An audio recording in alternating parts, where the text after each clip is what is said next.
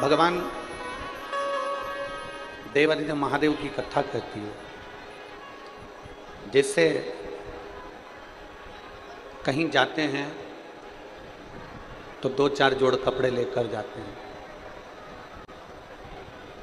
शादी में गए, विवाह में गए, या कहीं कोई आयोजन में, कोई फंक्शन में हम जाते हैं तो 4 जोड़ कपड़े लेकर जाते हैं। बोलो, जाते हो कि नहीं जाते हो? जम के तो बोलो, जाते हो ना? 2 या 4 जोड़ कपड़े अपने साथ में रख लेते हो बैग में और चले जाते हो। कपड़े कौन से रखते हो?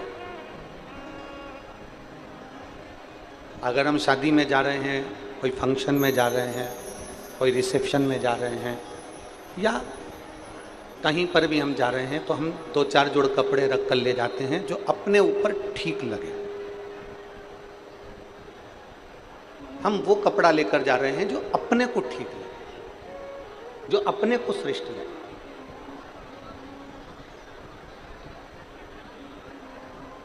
शिव महापुराण की कथा भी ये कहती है कि हम कहीं जाते हैं तो 4 जोड़ कपड़े जो अपने तन पर ठीक लगे उनको लेकर जाते हैं।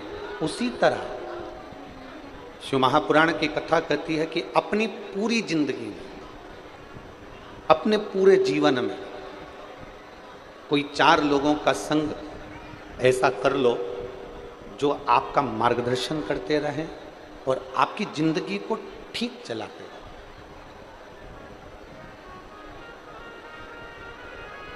और उन 4 लोगों में सर्वश्रेष्ठ अगर कोई है तो 2 पूर्णता में श्रेष्ठ हैं, एक माता, दूसरा पिता।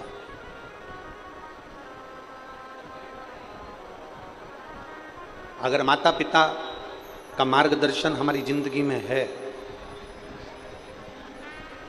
माता पिता का मार्गदर्शन हमारे जीवन में है, तो ये निश्चित मानकर चलिए कि आप जिंदगी में कहीं उलझ नहीं सकते।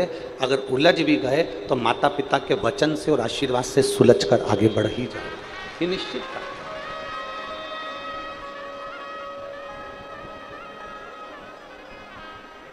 एक मनुष्य का, इस मानव शरीर का प्रथम गुरु होती है उसकी मां, दूसरे नंबर पर गुरु होता है उसका पिता, तीसरे नंबर पर उसका गुरु होता है उसका शिक्षक, और चौथे नंबर पर गुरु होता है सतगुरु। सतगुरु का नंबर आखिरी में आता है, सतगुरु का नंबर पहले नहीं आया। जिस गुरु से आप गुरु मंत्र लेते हो उस गुरु का नंबर चौथे नंबर पर है, आखिरी, उसका पहला नंबर नहीं। सबसे पहला नंबर अगर किसी गुरु का आता है तो वो हमारी माँ का आता है, माता का आता है। पहला गुरु कौन है? जम के बोलो, माँ। दूसरा गुरु कौन है? आवाज नहीं आ रही, जम के बोलो, पिता। तीसरा गुरु कौन है? शिक्षक, जिसने तुम्हें पढ़ाया, जिसने तुम्हें विद्याध्ययन कराया, तुम्हारी बुद्धि का विकास करा। तीसरे नंबर का गुरु है शिक्षक, और चौथे नंबर पर जो गुरु आता है वो होता है सतगुरु, आखिरी है। पर अभी जो वर्तमान की स्थिति देखी जा रही है, अभी जो वर्तमान का समय देखा जा रहा है, इस समय में लोग जो चौथे नंबर का गुरु है उसको पहले नंबर पर ले आए, और जो पहले नंबर का गुरु है उसे चौथे नंबर पर पहुंचा दिया।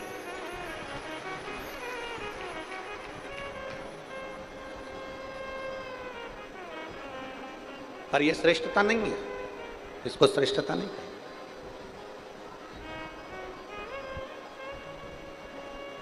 चौथे नंबर का गुरु है सतगुरु, और पहले नंबर का गुरु है हमारे घर में रहने वाली बुजुर्ग माँ। पहले नंबर का गुरु है हमारे घर की माता। आज दुनिया के लोगों ने चौथे नंबर के गुरु को पहले नंबर पर लिया है और पहले नंबर के गुरु को चौथे नंबर पर बिठा दिया। आज के ज़माने में कोई गुरु आया तो उसको तो लड्डू खाने को मिल जाएगा, पेड़ा खाने को मिल जाएगा। कोई गुरु आया तो उसका तो बहुत सम्मान हो जाएगा। पर घर में जो पहले नंबर का गुरु है माँ, और दूसरे नंबर का जो गुरु है पिता, उसका आदर नहीं हो पाता। पर शिव महापुराण की कथा में सबसे पहला आदर अगर किसी का बताया है तो वो अपने माता और पिता का बताया। श्री गणेश जी महाराज ने और श्री षडानंद कार्तिकेय जी ने अपने माता पिता के कहने पर पृथ्वी की परिक्रमा करना प्रारंभ किया। पृथ्वी की परिक्रमा कर रहे। भगवान श्री गणेश जी महाराज और षडानंद कार्तिकेय जब पृथ्वी की परिक्रमा करने के लिए जाते हैं तो षडानंद कार्तिकेय तो मोर पर बैठकर पूरी पृथ्वी का भ्रमण करते हैं, परिक्रमा करते हैं। षडानंद कार्तिकेय तो पृथ्वी की परिक्रमा करने के लिए मोर पर बैठकर जाते हैं और श्री गणेश जी महाराज मूसक पर बैठकर, चूहे पर बैठकर अपने माता पिता की परिक्रमा कर लेते हैं, अपने माता पिता की परिक्रमा कर लेते हैं।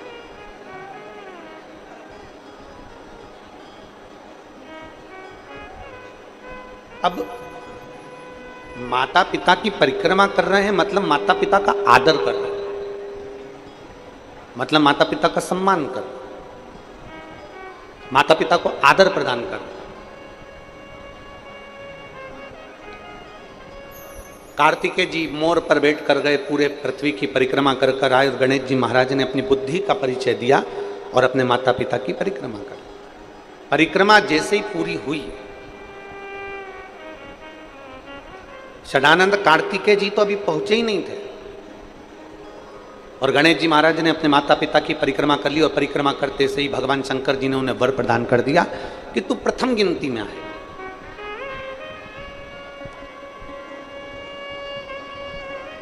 सारे देवताओं में तू प्रथम पूजा जाएगा,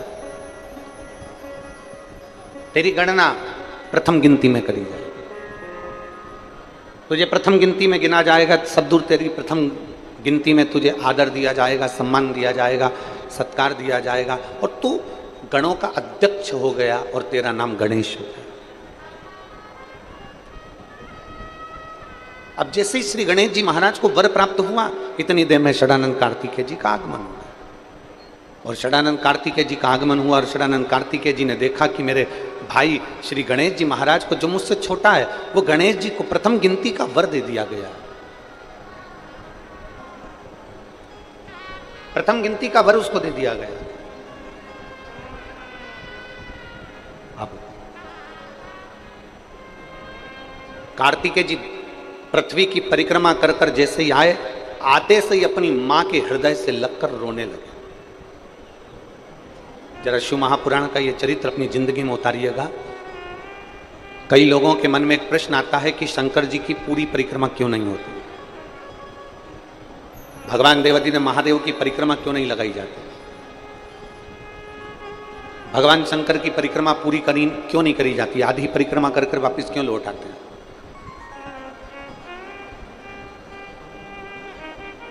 कारण क्या है, तो इसको समझना जरूरी है। षडानंद कार्तिकेय जी ने माता के हृदय से गले लगकर षडानंद कार्तिकेय जी रो पड़े। आंखों में से आंसू बह रहा, नैनों में से जल झलक रहा, तो रो रहे। मां ने पूछा, कार्तिकेय तू रो क्यों रहा है, तेरे रोने का कारण क्या है, तू रो क्यों रहा है, तेरी आंख में आंसू क्यों है, तेरे रोने का कारण क्या है। षडानंद कार्तिकेय जी ने कहा, मां, माता पिता ने मुझसे कहा था कि पृथ्वी की परिक्रमा कर कर आओ, तो मैं पृथ्वी की परिक्रमा करने के लिए गया। माता पिता ने मुझसे कहा कि तुम पृथ्वी की परिक्रमा करने जाओ, तो मैं पृथ्वी की परिक्रमा करने गया। गणेश जी ने बुद्धि का परिचय दिया और आप दोनों को प्रसन्न कर कर, आप दोनों की परिक्रमा कर कर आपसे वर प्राप्त कर लिया। मां, सत्य बताना, माता पिता ने यह नहीं कहा कि हमारी परिक्रमा करो, माता पिता ने तो पृथ्वी की परिक्रमा का कहा था, तो मैं पृथ्वी की परिक्रमा करने गया। गणेश जी महाराज ने पूरे ब्रह्मांड को अपने माता पिता में देखा, पूरे ब्रह्मांड को गणेश जी महाराज ने अपने माता पिता में देखा, इसलिए उन्होंने परिक्रमा कर ली।